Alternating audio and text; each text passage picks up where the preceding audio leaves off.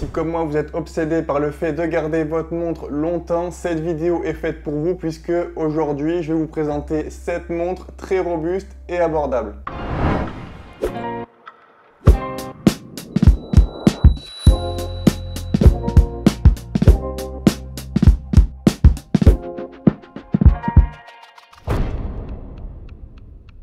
Alors évidemment, dans les montres robustes et abordables, j'aurais pu mettre à peu près toutes les G-Shock, mais là je les ai exclus cette fois-ci, même si j'adore G-Shock et que je pense même que tout le monde devrait en avoir au moins une. Donc là on va commencer par la plus chère de cette sélection, la Seiko Prospex SPB 121, qui est le successeur de la légendaire Sarb 017, qui était un des meilleurs choix en termes de style et de spécifications pour moins de 1000 €. Mais on va voir si c'est toujours le cas en 2024. Avec cette nouvelle SPB 121. Donc en 2006, Seiko a sorti la Sarb 017 JDM avec une conception très moderne de l'alpiniste tout en introduisant des spécifications techniques pour l'aventure comme la résistance à l'eau jusqu'à 200 mètres, la lunette intérieure rotative qui sert aussi de boussole et son design à double couronne. Elle avait aussi déjà un verre saphir, un mouvement 6R15 avec stop seconde et remontage manuel. Après une décennie de succès, la Sarb 017 a été arrêtée vers 2018. La SPB 121 a pris sa place quelques années plus tard avec l'ajout d'un cyclope sur la date, ça on aime ou on n'aime pas, un cadran légèrement différent et un fond de boîtier transparent qui permet de voir le nouveau mouvement 6R35 qui lui a une réserve de marge de 70 heures. En termes de dimension, ça reste quasiment la même chose avec un diamètre de 39,1 mm et une longueur corne à corne de 46 mm. Ce qui en fait une montre qui ira à beaucoup de poignées malgré le fait qu'elle ait deux couronnes. Elle est équipée d'un bracelet en cuir de veau marron avec un motif grain alligator, un style qui correspond pas forcément à l'utilisation prévue de cette Apple Watch d'après moi et qui vous impressionnera pas par sa qualité, mais 20 mm étant la largeur la plus utilisée pour les bracelets, voilà, vous aurez aucun mal à en trouver un autre plus en accord avec la montre. Pour moi, les pièces maîtresses de cette montre et ce qui en fait son charme, c'est les aiguilles cathédrales dorées qui sont exceptionnelles. Évidemment, on a du Lumi-Bright pour une lecture possible même la nuit. Le cadran, il a été retravaillé par rapport au prédécesseur. Du coup, on abandonne le texte à 6 heures en échange du logo Prospex. Je sais qu'il y en a plein qui n'aiment pas ce X.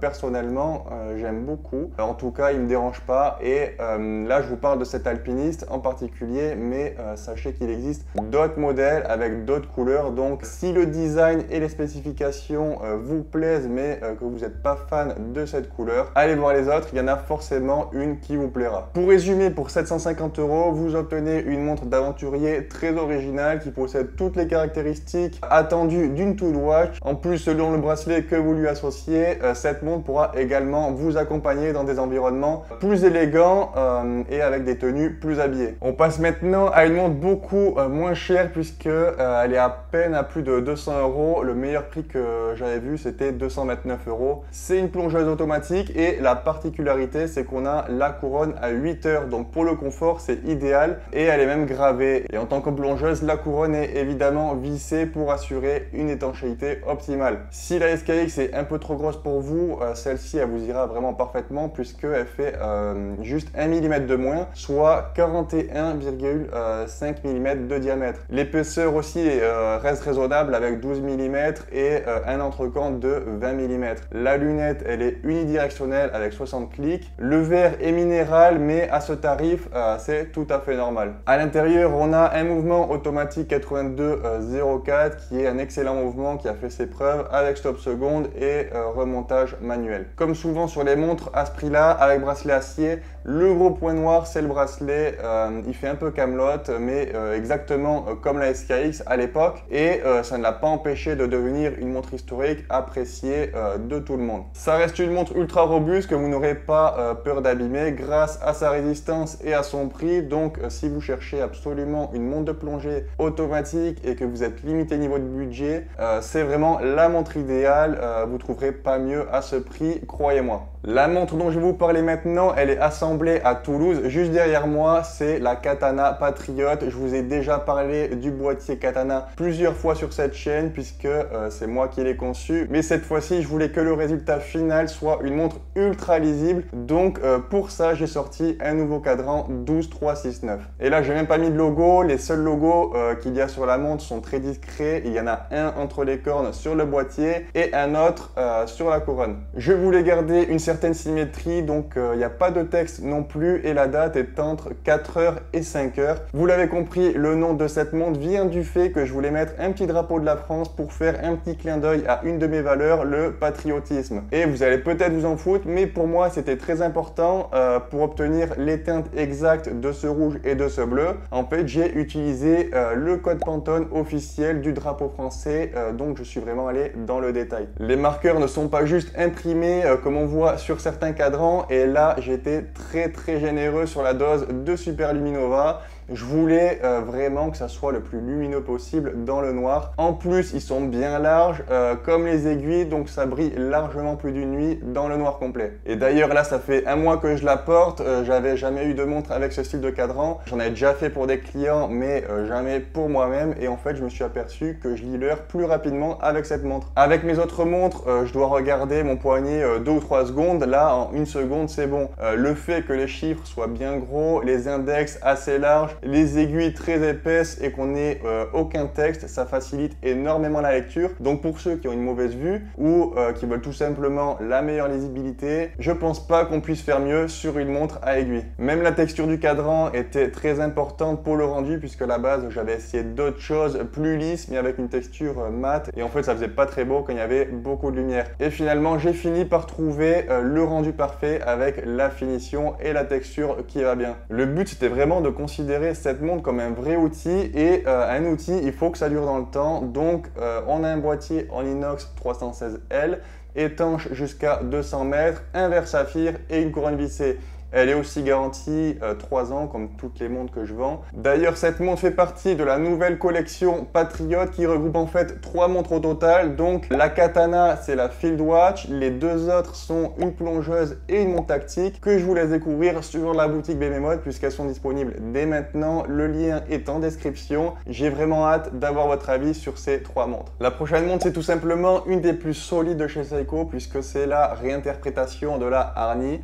Pour la petite histoire, ils avaient lancé la H558 en 1982, la première montre de plongée analogique numérique avec alarme, et c'est devenu une icône pour 2 raisons. La première, son look. Elle est d'ailleurs surnommée la Tuna parce que son boîtier ressemble à une boîte de thon. Et la seconde, c'est qu'elle a été portée par Arnold Schwarzenegger dans des films comme Predator et Commando. En 2019, face à la demande croissante pour les H558 Vintage, Seiko a produit une réinterprétation moderne, la SNJ 025, en conservant le concept de boîtier style Tuna et l'affichage analogique numérique. Et en plus, ils ont amélioré la montre avec un calibre quartz solaire qui est plus moderne. Avec un diamètre de 47,8 mm et une longueur de corne à corne de 50,5 mm, la SNJ 025 est encore plus grande que l'original, mais il faut prendre en compte que grâce à sa construction en 2 parties et sa lunette de 40 mm,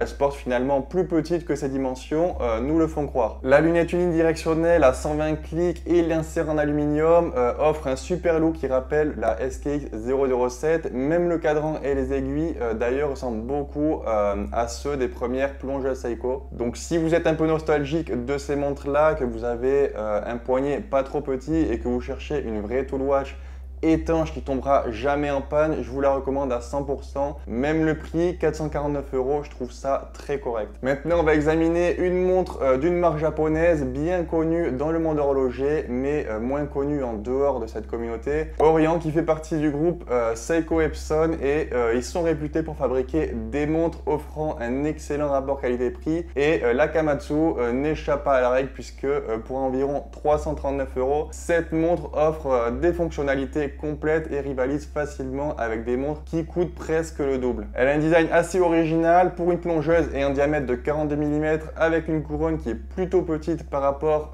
au reste de la montre. Ce qui est cool par contre, c'est qu'on a un verre saphir. À ce prix, c'est pas toujours le cas. Une des principales qualités de cette montre, c'est son mouvement automatique, un F6922 conçu et fabriqué par Orient directement. C'est un mouvement qui dispose d'une réserve de marche de 40 heures, il est remontable à la main et offre en plus le stop seconde. Il est donné pour une précision de -15 à +25 secondes par jour. En termes de spécifications techniques, elle dépasse toutes les Seiko à ce prix, mais comme je vous avais déjà dit, ce qu'on paye chez Seiko, c'est en grande partie le niveau de finition des pièces qui est bien au-dessus de toutes les autres marques à tarif égal. Par contre là voilà, vous avez 200 mètres d'étanchéité et du verre saphir pour moins de 350 €, ce qui est vraiment bien pour une marque comme ça. On va passer à la montre la plus étanche de la sélection, la Spinnaker Spence 300, qui existe dans plein de coloris différents et mon préféré, c'est la plus simple, la noire avec le texte et la trotteuse en rouge. Ce qui est exceptionnel sur cette montre, c'est son épaisseur de moins de 11 mm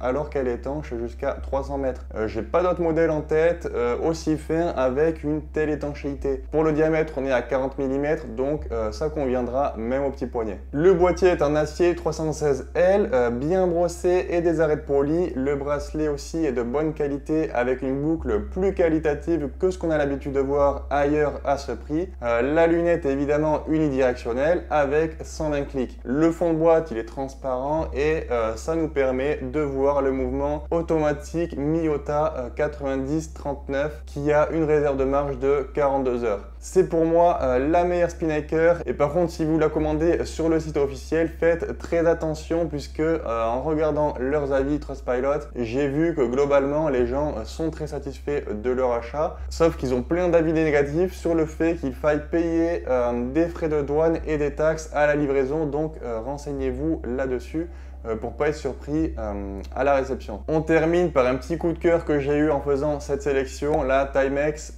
Expedition North Titanium, une montre de terrain automatique entièrement en titane. Elle mesure 41 mm de diamètre et 12,5 mm d'épaisseur. Et ce que j'aime beaucoup sur cette montre, c'est la couronne avec son logo Expedition North. Par contre, ça a l'air d'être en plastique, donc si c'est vraiment le cas, je me demande si ça tient vraiment dans le temps. En tout cas, esthétiquement, c'est très réussi. D'ailleurs, la couronne est vissée et on a bien 200 mètres d'étanchéité. Le fond de la montre est vissé et transparent, donc on peut apercevoir le Miyota 8215 à l'intérieur. C'est un mouvement automatique d'entrée de gamme, mais tout à fait fiable. Le verre est en saphir avec traitement anti-reflet et les indices et chiffres du cadran sont peints avec du Super Luminova et les aiguilles sont bien larges pour faciliter la lecture. J'adore les proportions de la montre et le fait qu'elle soit sablée avec la texture du cadran et le bracelet vert kaki, ça lui donne vraiment un look militaire vraiment stylé et original parce que c'est pas une forme de carrure qu'on a l'habitude de voir partout. Donc si vous cherchez une montre dans le style de la Kaki Field mais moins chère, plus robuste et